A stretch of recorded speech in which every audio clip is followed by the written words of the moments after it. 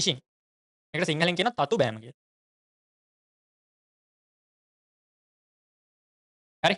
Fishing. Fishing කියලා කියන්නේ සුපිරි. සුපිරි කියන්නේ මේ ගොඩක් අය අහුවෙන සල්ලි ගොඩක් නැති කරගන්න එක්කෙනෙක් තමයි මැල්වැයර් එකක් තමයි මේ ෆිෂින් කියලා කියන්නේ. මේක ලස්සන සිංහල වචනයක් දීලා තියෙනවා මොකද්ද? තතු බෑම කියලා. මතක තියාගන්න මේ වචනය. මෙයාගෙන් වැඩිපුර ප්‍රශ්නත් අහනවා. මොකක්ද මේ ෆිෂින් කියලා කියන්නේ? හරියට බැලුවොත් එහෙම ෆිෂින් නිකන් ළඟින් යන වචනේ ෆිෂින්නේ. ෆිෂින් කියන්නේ මාළු අල්ලනවා කියන එකනේ. මාළු අල්ලනවා වගේ තමයි හරියට. හැමක් දාලා අපිව අල්ල ගන්නවා. ෆිෂින් කියලා කියන්නේ අන්න එහෙම වැඩක්. මම මේක හරියට පැහැදිලි කරන්නම්. මේක ඔළුවේ තියාගන්න. මේක ජීවිතේට මාර වැදගත් ඔයාලට සහ ඔයාලගේ අම්මලා තාත්තලාට ආච්චිලා සීයලාට මේවා කියලා දෙන්න. හරිද?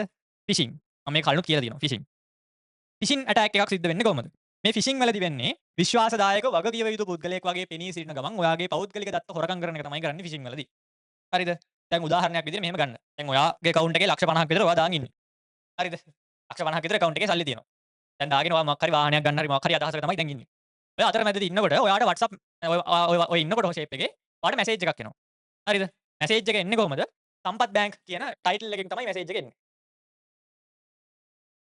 සම්පත් බැංක් කියන title එකෙන් එනවා message එක. හරිද? message එකේ කියනවා ඔයාගේ account එකේ data එකපාරට dismiss වෙලා හරි ඔයාගේ password එක ඔයාගේ account එක කවුරු හරි hack කරන්න හදනවා. අක් ගාලා ඔයාගේ username password ගහලා ඔයාගේ account එක තහවුරු කරගන්න වගේ message එකක් එනවා. හරිද? දැන් ඔයා ගාව සල්ලිත් තියෙනවා. ඔයා සෑහෙන බය වෙනවා. message එක ඔයා මේක තහවුරු කරගන්න මේ පහත තියෙන link එකට යන්න කියලා කියනවා. හරිද? link එක දාලා තියෙනවා මෙහෙම.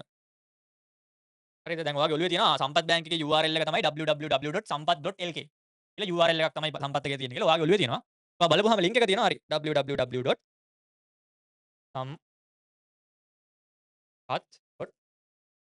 එන්න තියෙන link එක. හරිද? ඔයා හරි link එක තියෙනවා ක්ලික් කරා. සම්පත්නේ ක්ලික් කරා. ක්ලික් කරාට පස්සේ අන්න යනවා වෙබ් බ්‍රවුසර් එකට ගිහිල්ලා ඉන්ටර්ෆේස් එකක් පෙන්නනවා. තැඹිලි පාට ඉන්ටර්ෆේස් එකක්. හරි? ලස්සන සම්පත් බැංක් එකේ වගේම ඉන්ටර්ෆේස් එකක් පෙන්නනවා. මේකේ පෙන්නනවා සම්පත් විශ්ව account එකට log වෙන්න කියලා. username එකයි password එකයි ඔයාලට ගහන්න කියනවා. ඔයා මොකද කරන්නේ? username එකයි password එකයි ගහනවා. ගැහුවට පස්සේ ඊළඟට ඔයාලට ඊළඟ page එක එනවා OTP එකක් දෙන්න කියලා. ඔයා ඒක ගහලා අප්පර කීපයක් බලන් ඉද්දි ඔයාලට OTP එකක් එනවා. එතකොට ඔයා මෙතන OTP එකක් ගහනවා. ගැහුවට පස්සේ ඔයා home page එකට යනවා. සම්පත් විශ්ව එකේ. ගිහිල්ලා බලද්දි account එකේ සල්ලි කීයක්වත් නැහැ බිඳුවයි තියෙන්නේ. ඔයා රත් වෙනවා. හරිද? ඇත්තටම මෙතන මොකද උනේ? ඔයාට මේ message එක එවපු කෙනා එවලා තියෙන URL එක හොඳට බලන්න. www.sampath.lk. හැබැයි මෙතන T අකුරු දෙකක් දාලා. පිට ඔය T අකුරු දෙකක් දාන එක වගේම එකපාරට ටැච් වෙන්නේ නැහැ හැට. අපි ක්ලික් කරනවා. මෙයා ගිහිල්ලා තියෙන ඇත්ත සම්පත් බැංක් එකේ වෙබ්සයිට් එකට නෙවෙයි බොරු එකට ගිහින් තියෙන්නේ. හරිද? වෙන එක්කෙනෙක් වෙන කවුරු හරි කෙනෙක් ඔයාගේ data ටික හොරකම් කරන්න උවමනාවෙන් සම්පත් බැංක් එකේ වගේම වෙබ්සයිට් එකක් හදලා ඒ වගේම user interface එකක් තියෙන login username password දෙන field එකකුත් හදලා තියෙනවා.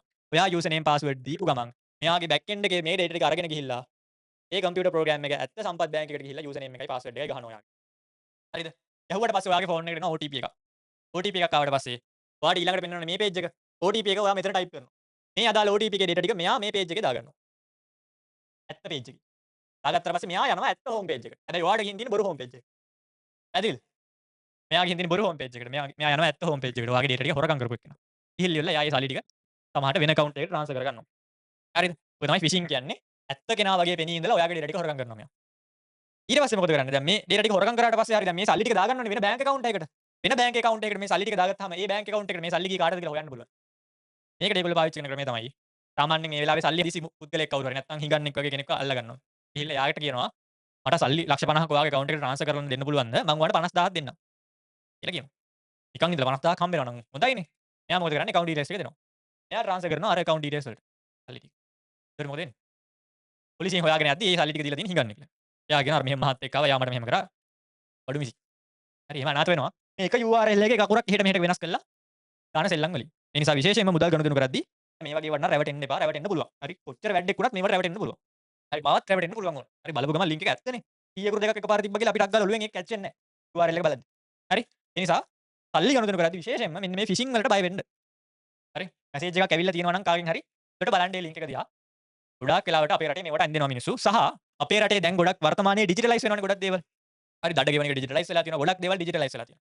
ඒ නිසා වෙනත් රටවල් වලින් කට්ටිය අපේ රටට ඇවිල්ලා හොටෙල් එහෙම බුක් කරගෙන තමන්ගේ ලැප්ටොප් එහෙම තියාගෙන මෙහෙ accounts වලට මේ වගේ messages යව යව සල්ලි හොරකම් කරන ඔය චීනෙන් එහෙම කට්ටිය අල්ලනවා වල දැකලා මේ වගේ ක්‍රම පාවිච්චි කරනවා. ඒ නිසා ගොඩක් මිනිස්සු අහු වෙනවා.